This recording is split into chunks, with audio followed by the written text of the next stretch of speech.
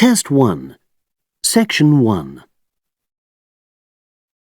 You will hear a woman being interviewed by a market researcher in a health club about her membership of the club. First, you have some time to look at questions 1 to 5.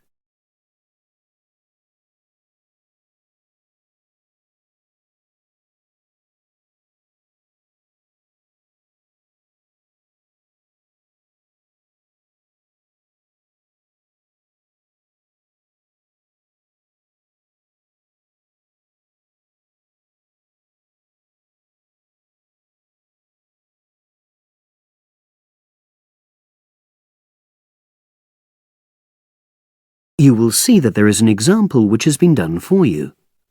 On this occasion only, the conversation relating to this will be played first. Oh, excuse me. I wonder if you'd have the time to take part in some market research. What's it about? About this club and your experiences and opinions about being a member. It'll take less than 5 minutes.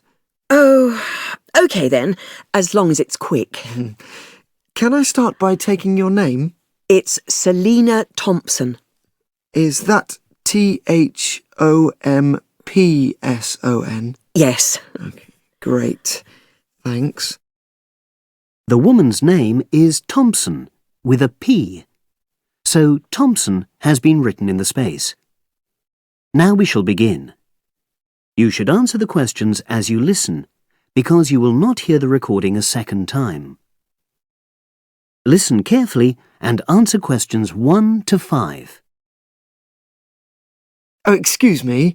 I wonder if you'd have the time to take part in some market research. What's it about? About this club and your experiences and opinions about being a member. It'll take less than 5 minutes. Oh, OK then, as long as it's quick. Can I start by taking your name? It's Selina Thompson. Is that Thompson? Yes. Okay, great. Thanks. And what do you do for a living? Well, I'm an accountant, but I'm between jobs at the moment. I understand.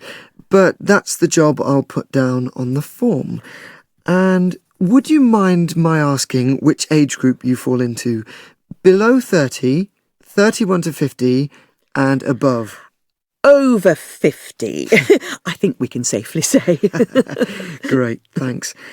And which type of membership do you have? Sorry, I'm not sure what you mean. Do you mean how long of... No, is it a single-person membership? Oh, right, no, it's a family membership. Thanks. And how long have you been a member? Ooh, let me see. I was certainly here 5 years ago, and it was probably 2 to 3 years more than that. Shall I put down 8? Oh, I remember now. It's 9, definitely. Sorry. No problem. I've got that. And the last question in this first part is, what brought you to the club? Sorry? How did you find out about the club? Did you see any ads? Well, I did actually. But I have to say I wasn't really attracted to the club because of that. It was through word of mouth. So you were recommended by a friend? Actually, my doctor. I'd been suffering from high blood pressure, and he said the club was very supportive of people with that condition, so I signed up. Great, thanks. Before you hear the rest of the conversation, you have some time to look at questions 6 to 10.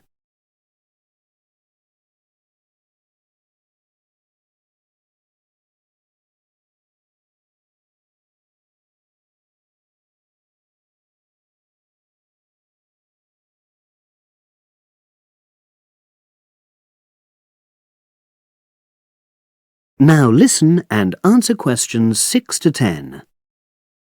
Now, for the second part of the form, I want to ask a bit more about your experience of the club. Sure. How often would you say you use the club? It varies enormously, depending on how busy I am. Of course. But on average, per month? I'd say it averages out at twice a week. OK, so 8 on average. Yeah, and 4 of those are aqua aerobics classes. That leads me to the next question. Would you say the swimming pool is the facility you make most use of? Fair to say that, yep. Right, thanks. And are there any facilities you don't use? One area I realise I've never used is the tennis courts. And there's one simple reason for that. You don't play tennis? Actually, I'm not bad at it. Oh. It's that I'm not happy having to pay extra for that privilege. Ah, right. I've made a note of that. Thanks. Now, in the last section, are there any suggestions or recommendations you have for improvements to the club? Only about health and fitness? Anything at all? Well, I'd like to see more social events. It isn't just a question of getting together for games or classes, but other things, you know. Yes, sure. And another thing that I was thinking when I had my yoga class in the gym last night, we were all sweltering in the heat, was that I think they should put in, well, you know... air conditioning. That's exactly what I mean. The rooms are really light and well designed, but they do need proper installations. Sure. Well, I've made a note of that. Good. So, is there anything else you'd like to suggest? About quality of service, for example? Oh, everyone's very nice here. They couldn't be more friendly and helpful. Oh, but I tell you what, it's a shame the restaurant isn't open in the evening on Saturday, and Sunday as well, for that matter. Oh. So, the club should... Open it later on those days. OK. Well, thank you very much. That's all the questions I have. That is the end of section 1. You now have half a minute to check your answers.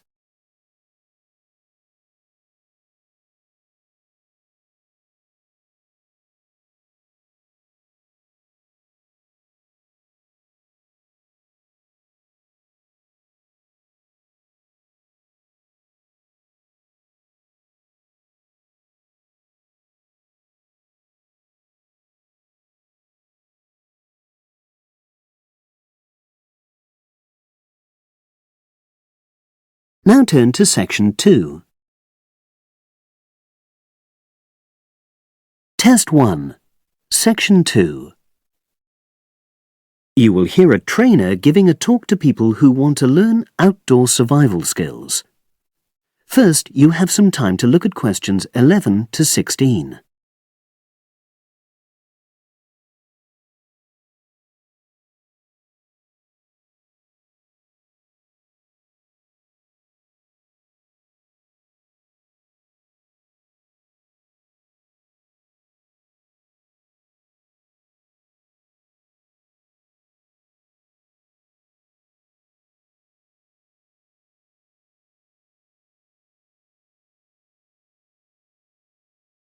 Now listen and answer questions 11 to 16.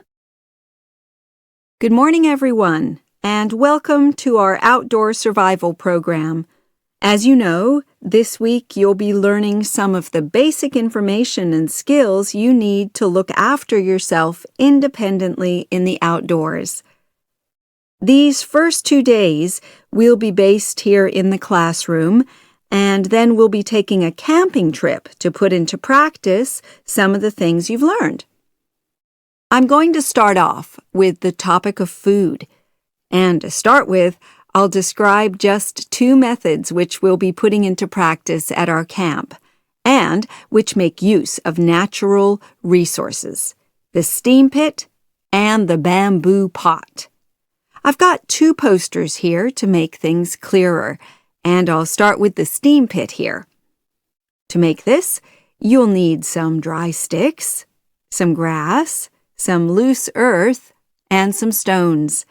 And for this week only, some matches. The first thing you do is to dig a shallow pit in the place you've chosen to do your cooking. Let's say about 25 centimeters deep and 30 centimeters wide. Your sticks have to be a bit wider than the pit because you have to put a line of them along the top from one end of the pit to the other. Before setting light to these, you take some large stones and arrange them on top. Then you start the fire and wait till the wooden platform burns through and the stones fall into the pit. At this point, brush away any pieces of hot ash from the stones. You can use a handful of grass and then take another stick and push it down into the center of the pit, between the stones. After that, you cover the whole pit with a thick layer of grass. And then you can put your food on it, wrapped in more pieces of grass, like parcels.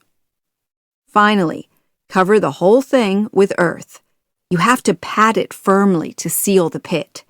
Then all you have to do is take the stick out and pour a bit of water into the opening that it leaves. It should take about 4 hours for your food to cook, as it cooks slowly in the steam that's created inside the pit. Now you have some time to look at questions 17 to 20.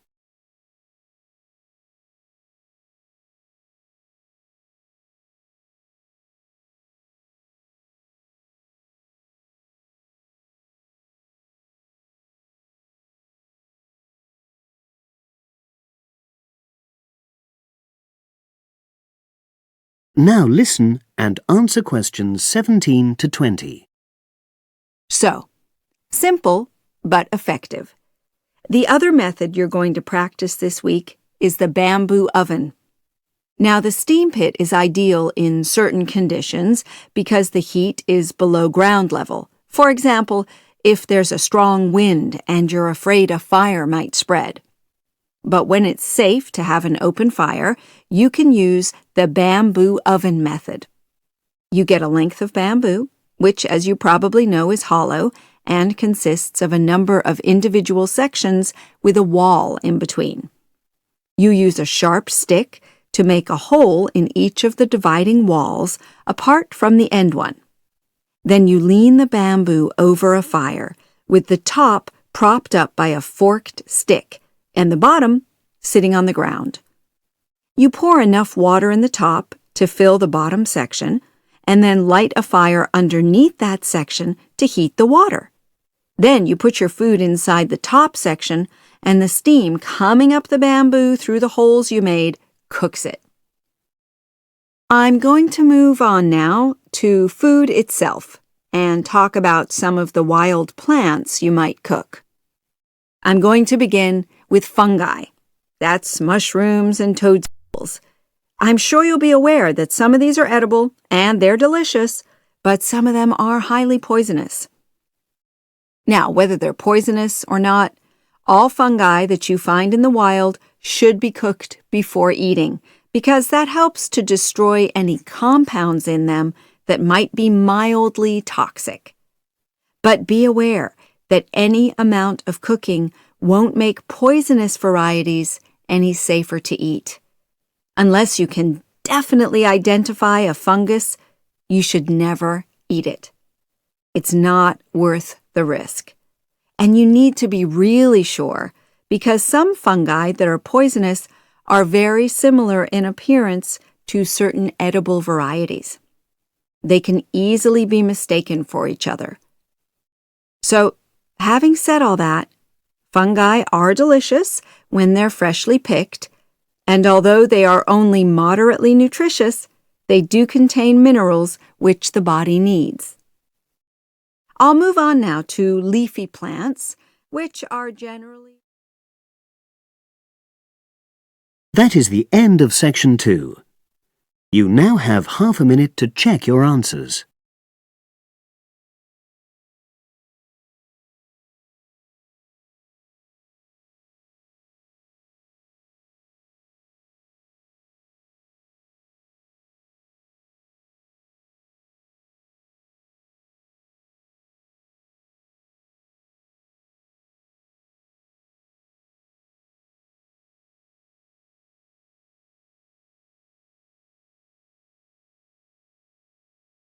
Now turn to section 3.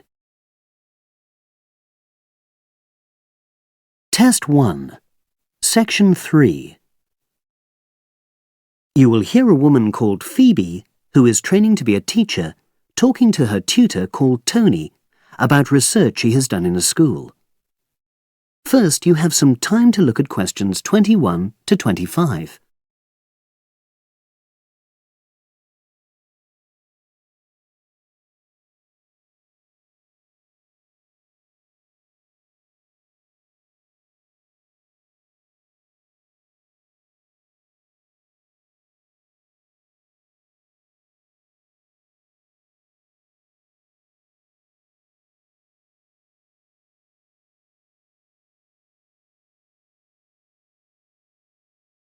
Now listen and answer questions 21 to 25.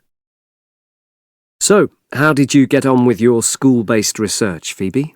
Well, it was exhausting, but really valuable. Good. What was the specific focus you chose? My title is Attitudes Towards Study Among 11 to 12-year-old Pupils. Right, and what made you choose that focus? Well, that's a bit difficult. Lots of my classmates decided on their focus really early on, mainly on the basis of what they thought would help in their future career, in their first year's teaching. So that's what helped you decide? Actually, it was that I came across a book written by experienced teachers on student attitudes, and that motivated me to go for the topic. Okay. So what were your research questions or issues? Well, I wanted to look at the ways students responded to different teachers, particularly focusing on whether very strict teachers made teenagers less motivated. And from your research, did you find that was true? No, not from what I saw, from my 5 days observation, talking to people and so forth. Okay. We'll talk about the actual research methods in a moment, but before that, can you briefly summarise what your most striking findings are? Well, what really amazed me was the significant gender differences. I didn't set out to focus on that, but I found that boys were much more positive about being at school. Girls were more impatient. They talked a lot about wanting to grow up and leave school. Very interesting. Yeah, it is.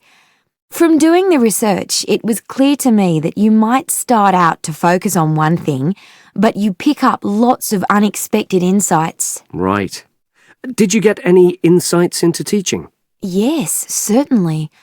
I was doing a lot of observations of the way kids with very different abilities collaborate on certain tasks, help each other. And I began to realise that the lessons were developing in really unexpected ways. So what conclusion do you draw from that? Well, I know it's necessary for teachers to prepare lessons carefully, but it's great if they also allow lessons to go their own ways. Good point. Now, I'm really pleased to see you doing this. Analysing and drawing conclusions based on data. But surely this isn't proper data. Because it's derived from such small-scale research. Well, as long as you don't make grand claims for your findings, this data is entirely valid. I like the way you're already stepping back from the experience and thinking about what you've learned about research. Well done. But I know I could have done it better. As you become more experienced, you'll find ways to reduce the risk of difficulties. Okay. Now you have some time to look at questions 26 to 30.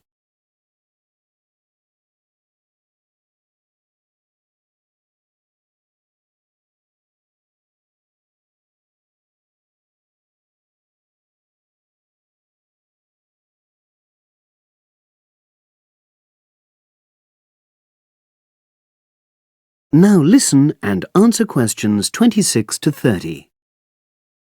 So, let's look in more detail at how you gathered your data.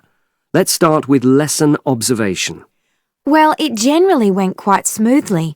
I chose my focus and designed my checklist. Then teachers allowed me into their classes without any problems, which surprised me. It was afterwards that the grueling work started. Yeah, it's very time-consuming, isn't it?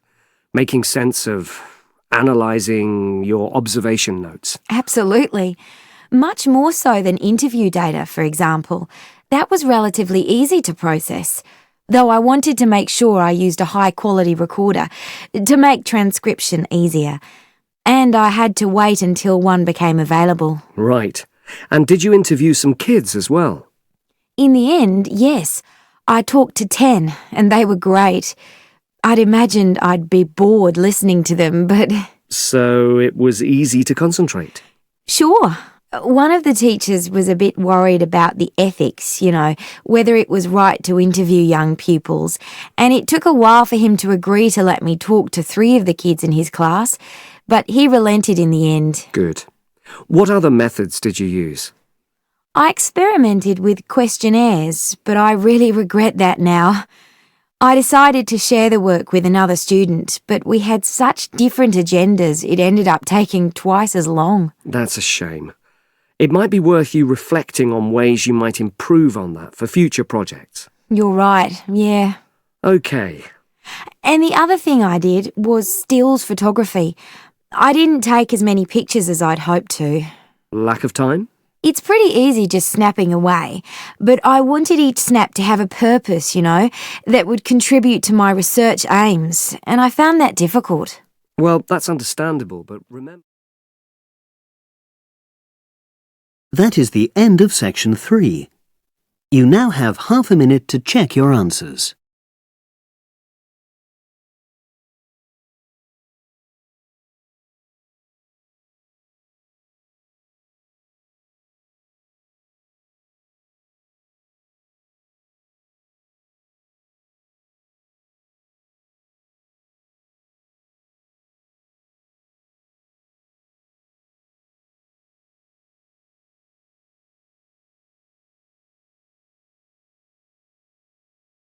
Now turn to section 4. Test 1, section 4. You will hear an environmental studies student giving a presentation about his project on saving an endangered species of plant. Now you have some time to look at questions 31 to 40.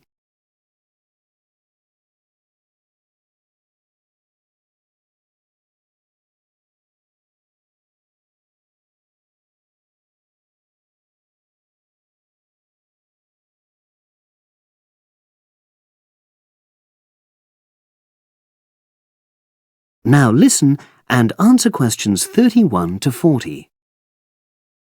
For my presentation, I'm going to summarise what I've found out about efforts to save one plant species, the juniper bush. It once flourished in Britain and throughout the world's temperate zones, but over the last few decades has declined considerably. Before I go on to explain the steps being taken to save it in England, let me start by looking at some background information and why the juniper has been so important in cultural as well as ecological terms, historically and in the present day.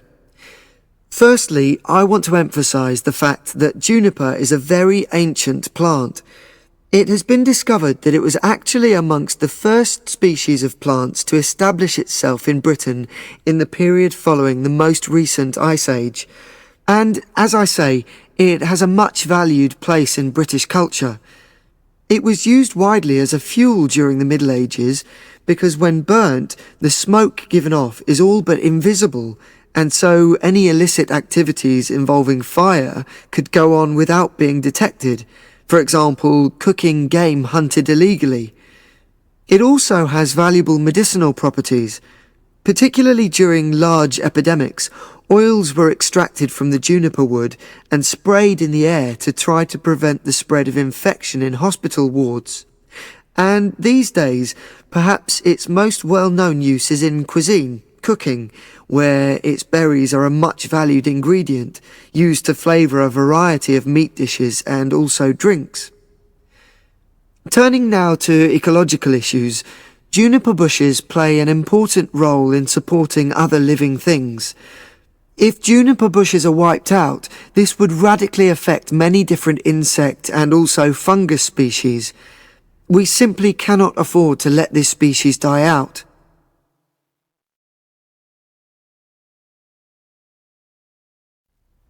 So, why is the juniper plant declining at such a rapid rate? Well, a survey conducted in the north and west of Britain in 2004-5 showed that a major problem is the fact that in present-day populations, ratios between the sexes are unbalanced, and without a proper mix of male and female, bushes don't get pollinated. Also, the survey found that in a lot of these populations, the plants are the same age, so this means that bushes grow old and start to die at similar times, leading to swift extinction of whole populations. Now, the charity Plant Life is trying to do something to halt the decline in juniper species. It's currently trying out 2 new major salvage techniques, this time focusing on lowland regions of England. The first thing it's trying is to provide shelters for the seedlings in areas where juniper populations are fairly well established. These, of course, are designed to help protect the plants at their most vulnerable stage. A further measure is that in areas where colonies have all but died out, numbers are being bolstered by the planting of cuttings which have been taken from healthy bushes elsewhere.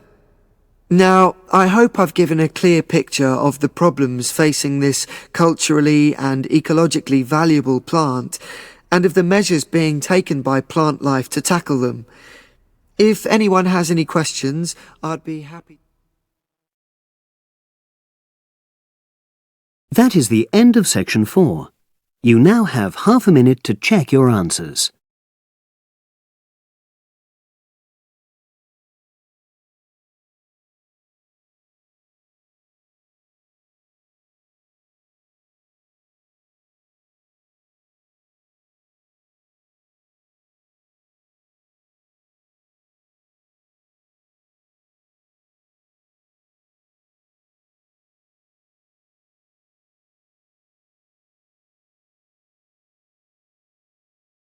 That is the end of the listening test.